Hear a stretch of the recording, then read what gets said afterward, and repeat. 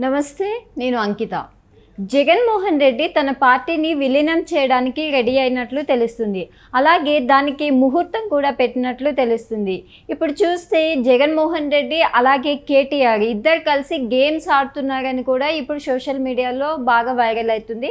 So ఈ topic పైన discuss చేయడానికి నాతో పాటు సీనియర్ జర్నలిస్ట్ సిఎస్ఆర్ ఉన్నారు. ఆయనతో మాట్లాడదాం. Hi sir. హలో సార్, ఇప్పుడు జగన్మోహన్ రెడ్డి తన పార్టీని విలీనం చేస్తున్నారనే టాపిక్ ఎప్పటి నుంచో నడుస్తుంది. సో దానికి ఇప్పుడు ముహూర్తం కూడా ఫిక్స్ అయింది అనేసి అంటున్నారు. అలాగే కేటీఆర్ జగన్ కలిసి ఇద్దరు కలిసి గేమ్స్ ఆడుతున్నారు అనేసి అంటున్నారు. ఇది ఎంతవరకు నిజం? ఒకటి ఏంటంటే, రాజకీయాల్లో జగన్మోహన్ రెడ్డి కేసీఆర్ ఇద్దరు ఒకటే అనేది గత 10 సంవత్సరాల నుంచి మనం కనుక అవలోకనం చేసుకుంటే కనుక క్లియర్గా అర్థమవుతుంది. సో కేసీఆర్ ఇచ్చేటువంటి డైరెక్షన్ని జగన్మోహన్ రెడ్డి పాటిస్తూ ఉన్నారు. జగన్మోహన్ రెడ్డి ఇప్పుడు వైఎస్ఆర్ కాంగ్రెస్ పార్టీని అసలు నడపడా అనేటువంటి చర్చ జరుగుతుంది ఆంధ్రప్రదేశ్లో. బీఆర్ఎస్ పార్టీని నడపడా ఉనికి ఉందా ఆ పార్టీకి అనేది తెలంగాణలో నడుస్తున్నటువంటి మరొక రాజకీయపరమైనటువంటి హాట్ టాపిక్. ఇప్పుడు ఆంధ్రప్రదేశ్ విషయాన్ని చూస్తే కనుక ఆంధ్రప్రదేశ్లో వైఎస్ఆర్ కాంగ్రెస్ పార్టీ మనుగడ సాగిస్తుందా రాబోయేటువంటి రోజుల్లో అని అంటే, ఆ పార్టీ త్వరలోనే కాంగ్రెస్ పార్టీలో విలీనం కాబోతుంది అనేది ఒకటి వినిపిస్తుంది. ఎందుకు వినిపిస్తుంది? గతంలో ఎప్పుడు లేని విధంగా ఇప్పుడు ఎందుకు వినిపిస్తుంది అని అంటే, వక్ఫ్ భూములకు సంబంధించినటువంటి ఒక చట్టాన్ని తయారు చేయాలి వక్ఫ్ భూములకి అనేది, వక్ఫ్ అనేది దాని మీద ఒక చర్చ పార్లమెంట్లో జరగాలని ఒక బిల్లు పెట్టారు. ఆ బిల్లుని వ్యతిరేకిస్తూ మొట్టమొదటిసారిగా వైఎస్ఆర్ కాంగ్రెస్ పార్టీ నిర్ణయం తీసుకుంది. జనరల్గా ఏంటంటే 2019 నుంచి మనం చూసుకుంటే కనుక అన్ని అంశాల మీద ఎన్డీఏ ఏ ప్రతిపాదన పెట్టినా ఏ బిల్లు పెట్టినా కానీ మద్దతు ఇస్తూ వచ్చింది వైఎస్ఆర్ కాంగ్రెస్ పార్టీ. పైగా వాళ్ళు ఏం చెప్పారు, ఎన్డీఏకి మా మద్దతు ఉంటుందని చెప్పి కూడా చెప్పారు.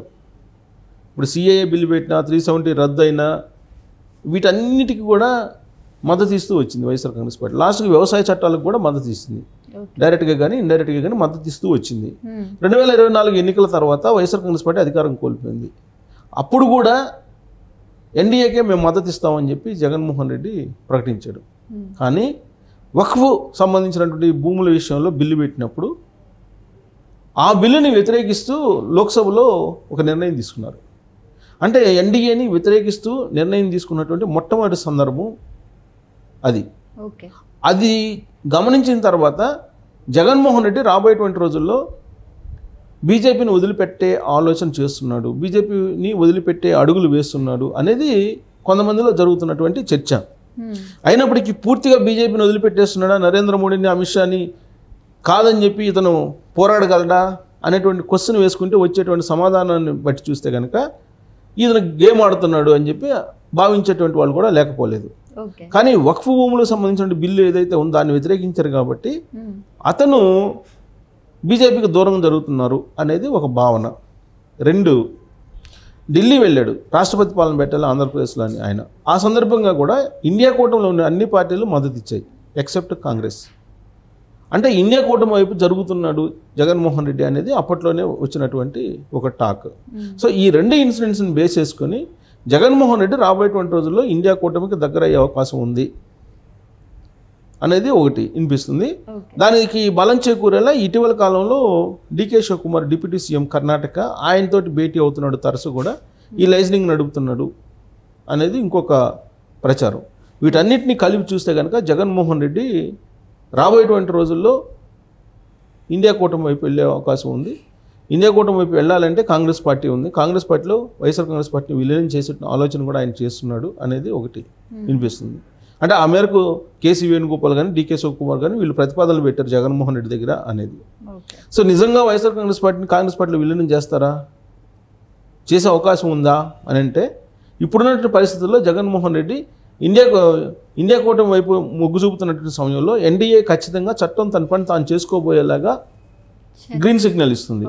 ఆ విధంగా కనుక చేస్తే ఇమీడియట్గా జగన్మోహన్ రెడ్డి జైలుకి వెళ్తారు. వన్స్ జగన్మోహన్ రెడ్డి జైలుకి వెళ్ళిన తర్వాత వైఎస్ఆర్ కాంగ్రెస్ పార్టీ మనుగడ ఉంటుందా అంటే ఉండదని చెప్పి ఎవరైనా చెప్తారు. ఇలాంటి పరిస్థితుల్లో జాతీయ స్థాయిలో ఏదో ఒక మద్దతు ఉండాలి కాబట్టి జగన్మోహన్ రెడ్డి ఎన్డీఏకు ఎలా ఇవ్వదు, ఎందుకంటే తెలుగుదేశం పార్టీ జనసేన భాగస్వామ్య పక్షాలుగా ఉన్నాయి కాబట్టి ఇవ్వరు, ఇచ్చే అవకాశం కూడా లేదు. పైగా జగన్మోహన్ రెడ్డి వస్తానన్నా కానీ చంద్రబాబు నాయుడు జనసేన 2 ఒప్పుకోవు. కాబట్టి ఉన్న ఒకే ఒక ఆప్షను ఇండియా కూటమి వైపు వెళ్ళేది. ఇండియా కూటమి వైపు వెళ్ళాలంటే కాంగ్రెస్ పార్టీ ఆదరిస్తుందా అంటే ఆదరించదు, మెర్జ్ చేయమంటుంది. సో మెర్జ్ చేయమన్నప్పుడు ఈ టాక్సే నడుస్తున్నాయి కర్ణాటకలో అనేది వినిపిస్తుంది. సో ఇదంతా ఒక కొలిక్కి ఎప్పుడు వస్తుంది అని అంటే సెప్టెంబర్ 2వ తారీఖున దీని మీద ఒక స్పష్టత వచ్చే అవకాశం ఉంది అని చెప్పి వైఎస్ఆర్ కాంగ్రెస్ పార్టీ వర్గాల నుంచి తెలుస్తున్నటువంటి సమాచారం. ఏంటి సెప్టెంబర్ 2 అంటే రాజశేఖర రెడ్డి వర్ధంతి. ఆ లోపుగా ఏదో క్లారిటీ వచ్చే అవకాశం ఉంది. ఈ లోపు షర్మిలకి రాజ్యసభ ఇచ్చి ఆమెని ఢిల్లీకి పరిమితం చేసి కాంగ్రెస్లో వైఎస్ఆర్ కాంగ్రెస్ పార్టీని మెర్జ్ చేసిన తర్వాత కాంగ్రెస్ పగ్గాలు జగన్మోహన్ రెడ్డికి అప్పజెప్పేలాగా టాక్స్ నడుస్తున్నాయి అధిష్టానం దగ్గర, డికే శివకుమార్, కేసీ వేణుగోపాల్ రూపంలో అనేది ఒకటి రాజకీయపరమైనటువంటి ఒక చర్చ ఢిల్లీ వేదికగా జరుగుతుంది. ఇంకొక వైపు బీఆర్ఎస్ పార్టీ తెలంగాణలో ఏంటి అని అంటే బీఆర్ఎస్ పార్టీ ఇప్పుడు బీజేపీలో విలీనం కాబోతుంది అనేది ఒకటి. ఆల్రెడీ కేటీఆర్, హరీష్ రావు ఇద్దరు ఢిల్లీలో మాట్లాడుకొచ్చుకున్నారు. దాని పర్యవసానంగానే కవితకి బెయిల్ రాబోతుంది, బెయిల్ వచ్చే అవకాశం ఉంది. ఈ బెయిల్ వచ్చిన తర్వాత ఈ మొత్తం ప్రక్రియ కంప్లీట్ అవుతుంది అని అంటున్నారు. అంటే గురు శిష్యులు ఇద్దరు కూడా, కేసీఆర్, జగన్మోహన్ రెడ్డి ఇద్దరు కూడా పార్టీలను నడపలేము, జాతీయ స్థాయిలో ఉండేటువంటి కూటముల మద్దతు లేనిది అనేటువంటి ఒక అభిప్రాయానికి వచ్చారు అనడానికి ఈ తాజాగా కనిపిస్తున్నటువంటి రాజకీయపరమైన పరిణామాలు. ఎందుకనంటే ఇటీవల కాలంలో 2024 ఎన్నికల్లో ఫలితాలు చూసిన తర్వాత అటు జగన్మోహన్ రెడ్డి కానీ ఇటు కేసీఆర్ కానీ చెప్పినటువంటి మాట ఏంటంటే దేశవ్యాప్తంగా కూడా అటు ఇండియా కూటమి లేదంటే ఇటు ఎన్డీఏ కూటమికో మద్దతు ఇవ్వకుండా లేదంటే వాటిలో భాగస్వామి కాకుండా ఆ రెండు కూటములకి దూరంగా ఉండేటువంటి పార్టీలకు మనుగడ లేకుండా అయిపోయింది అనేటువంటి అభిప్రాయానికి వాళ్ళు వచ్చేసారు. గెలవలేకపోయాయి, అధికారాన్ని కోల్పోయాయి అని. అంటే దాని అర్థం ఏంటి?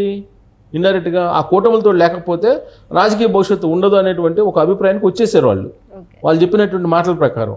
సో ఆ క్రమంలో ఇప్పుడు బీజేపీలోకేమో బీఆర్ఎస్ పార్టీ, కాంగ్రెస్లోకేమో వైఎస్ఆర్ కాంగ్రెస్ పార్టీ వెళ్తుంది అనేటువంటిది ఒక ఒపీనియన్కి మనం రావచ్చు. ఎందుకు ఇద్దరు ఒకే పార్టీలోకి వెళ్ళొచ్చు కదా అనుకోవచ్చు. కానీ అక్కడ చంద్రబాబు నాయుడు, జనసేన ఉన్నారు ఒకటి.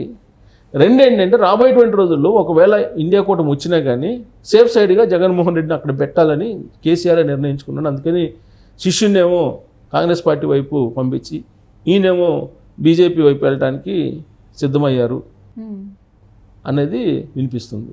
సో కేసీఆర్ నిజంగా బీఆర్ఎస్ పార్టీని మెర్జ్ చేస్తారా అని అంటే కేసీఆర్ బీజేపీలో మెర్జ్ చేయడానికి కవితను బయటికి తీసుకురావటం ఒకటి.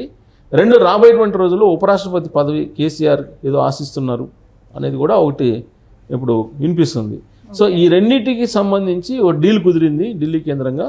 కాబట్టి ఇక్కడ కేసీఆర్ ఏమో బీజేపీతో కలిపి మొత్తం మెర్జ్ చేసేసి పార్టీని ఆయన రాజకీయపరమైనటువంటి ఒక కంక్లూజన్కి వస్తున్నాడు.